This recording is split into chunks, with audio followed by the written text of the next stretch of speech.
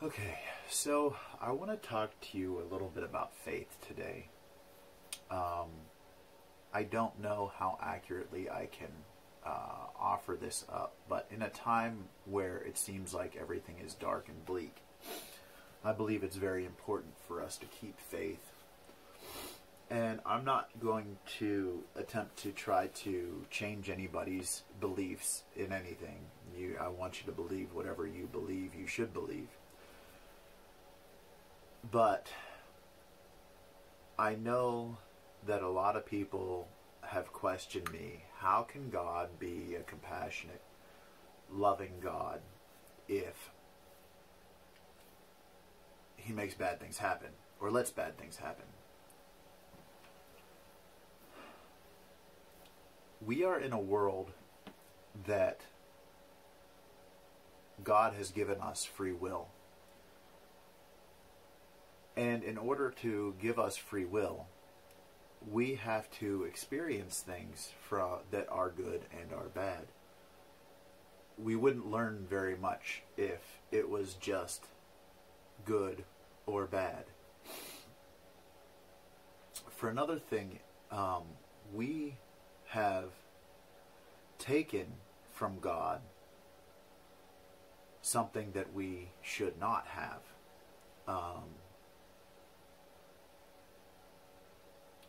Not only that, that being said, since we took that and we have now knowledge of that,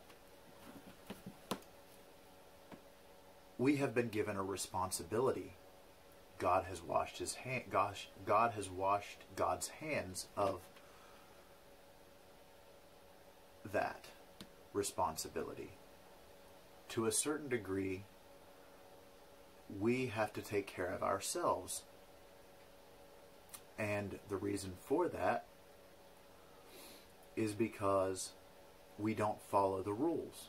Not to say that things would be perfect if we followed the rules, but there is a given set of rules that have been handed to us, and life would be a lot more friendly if we followed them, but we don't.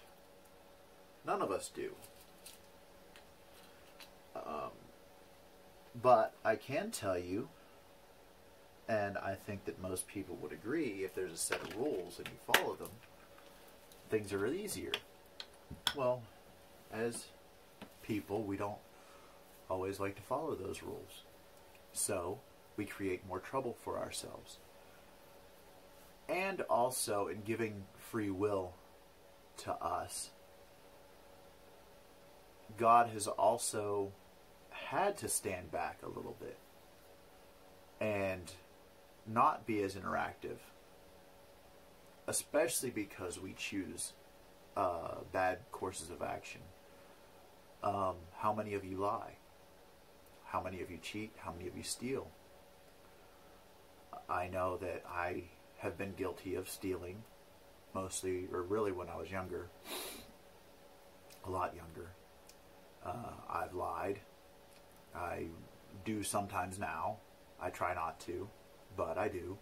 Everybody does. Even withholding the truth is a lie. Sugarcoating things is a lie. Wearing a mask is a lie. Life is hard without smudging the rules. Also, how many of you have cheated on your spouses? How many of you think of cheating on your spouses? I'm not judging anybody. What I'm pointing out is we're all human. We all make mistakes. Mistakes, sin actually means to err. That was the original meaning of sin. We all make mistakes. We're all going to make mistakes. And truly, we are meant to do our best to be as good a people as we can and ask for forgiveness in our shortcomings. But most of us are not perfect. None of us are perfect. I shouldn't even say most of us. None of us are perfect. So in order to learn from our mistakes, our sin, to make error, we have to be punished. Our feet have to be held to the fire. Oh, the next question is, well, isn't that a pretty grievous consequence? People dying. Well, right now we're going through an environmental change that was set in place maybe by us, potentially. I know we haven't helped anything with it. We continue to pollute and destroy our environment even more, so it could be increasing at something that's already going at an exponential rate. We don't treat each other very well, which also slows down the process of allowing for a much more neat, presentable community, global community. We have people that are exceedingly greedy, that only seem to want to take, and they don't want to give back to the other people on the planet. These are all things that create a worse situation from an already bad situation. It is not a perfect world, so yes, people die.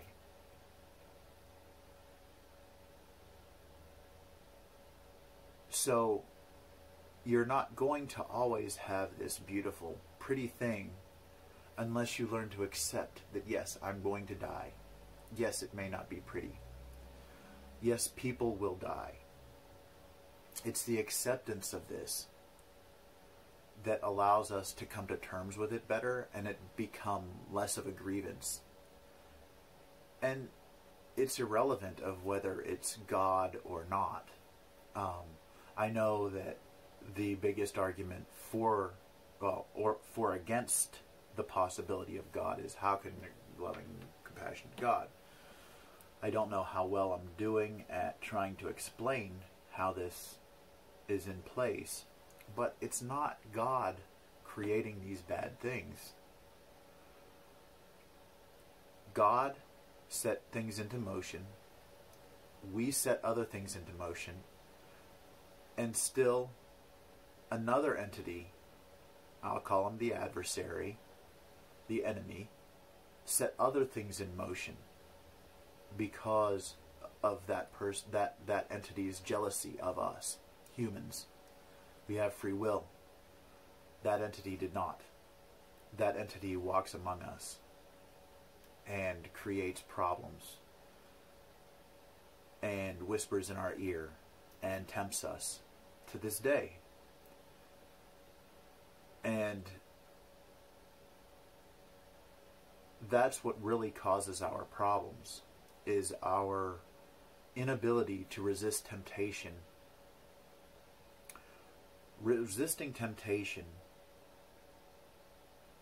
does not mean giving up everything like a lot of people think. It just means to minimize those really good things. You'll appreciate them more anyhow. But really, when it comes down to it, it isn't God that is creating these problems on the earth. It's the enemy and our bad choices that make them worse than what they really are. Some of them would happen anyways because God set the universe in motion, and God created us, but God cannot create a perfect place for everything and everybody. You cannot raise your children, your children, unequally. If you do, it creates problems in between them. So you have to, as a governing entity, as God is to a certain degree, you have to be able to step back and make things a little more equal for everyone involved as equal as possible. Anybody knows that that creates a problem, and even then, sometimes, and my folks would even tell you that we didn't have to worry about you, but your sister, on the other hand, well, we did have to worry about her. You know, things like that. And that's not to say that there's inequality, but everybody's different. You have to be willing to teach in a way that people can understand, and it's not always easy.